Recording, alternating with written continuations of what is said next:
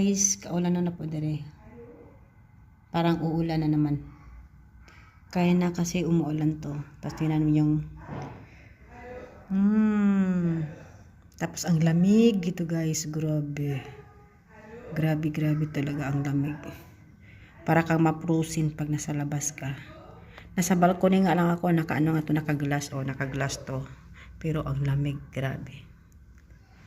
Para nasa Pinas,